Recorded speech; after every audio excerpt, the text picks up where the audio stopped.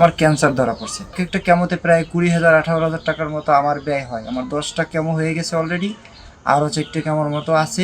এখনও চিকিৎসা চলতেছে। এখন আর আমার ওই রকম চিকিৎসা চালানোর মতো কোনো অর্থ নাই। দোকানে যে মালামাল মোটামুটি যা ছিল সব কিছু আমার চুরি হয়ে গেছে। এখন আর আমার ওই রকম সম্বল দোকান চালানোর মতো কোনো কিছুই নাই। এই যে দোকানটা চুরি হয়েছে এজন্য আমাদের মানে কষ্ট বুকটা একটা ফাইটে যায়।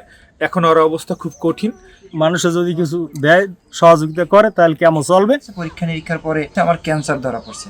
হতাশ হয়ে গেলাম যে আমার ক্যান্সার, আমরা কি করব। আমার ফ্যামিলিতে তো আমি বড় ছেলে, আর ফ্যামিলিতে উপার্জনের একমাত্র আমি। আমার একটা ছেলে আছে, একটা মেয়ে আছে, আমার বাবা বৃদ্ধ, তো তাদের উপার্জনের জন্য আমি একমাত্র ব্যবস্থা ছিলাম।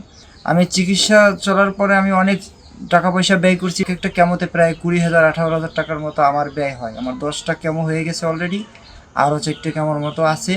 এখনও চিকিৎসা চলতেছে। আত্মীয় স্বজন যারা আছে, এলাকার যারা মোটামুটি বিত্তবান যারা ছিল, তারা আমার সাহায্য সহযোগিতা করছে। তো এখন করতে করতে একটা মানুষের কাছে তার বারবার গিয়ে হাত পাতা যায় না। তো আমার যা ছিল, শ্বশুরবাড়ি যা ছিল, আমার নিজের উপার্জনের যা অর্থ ছিল, সব কিছু ব্যয় করার পরে এখন আর আমার ওই রকম চিকিৎসা চালানোর মতো কোনো অর্থ নাই। আর্থিকভাবে খুব দুর্বল হয়ে গেছি। আর তার মাঝখান থেকেও আমি ওই লোনের টাকা দিয়ে এই দোকানটা করছিলাম। এই দোকানটা দিয়ে আপাতত মোটামুটিভাবে আমার সংসারটা চলতো, কোনো রকম টান খিসে।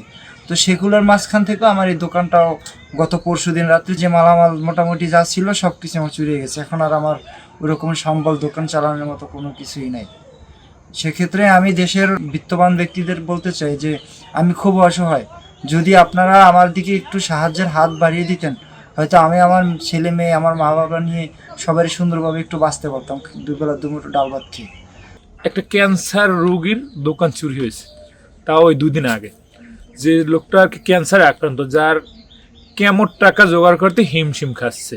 এই যে দোকানটা চুরি হয়েছে এজন্য আমাদের মানে কষ্ট বুকটা একটা ফাইটে যায়। এখন ওর অবস্থা খুব কঠিন। এখন দেশবাসীর কাছে একটু আহ্বান জানাই, এক একটা মানুষ কত জায়গায় কত টাকা খরচ করে। তারা যদি চায় যে বেলালের মতো মানুষ তারা 5তলা বাড়িও করে দিতে পারে, কিন্তু না, ওটা চাই না। আমরা চাই এটা যেন ও সুস্থ হইয়া স্বাভাবিক হয়ে যেন আমাদের মাঝে ফিরে আসতে পারে, আবার স্বাভাবিক হইয়া কাজকর্ম করে খাইতে পারে। এরকম চলার মতো আর একটু সহযোগিতা যদি কেউ করে, কোনো ধনবান ব্যক্তি যদি একটু হাত বাড়ায়, এটাই আমরা চাই। তার একটা কেমোতে প্রায় 18,000-20,000 টাকা চলে যায়।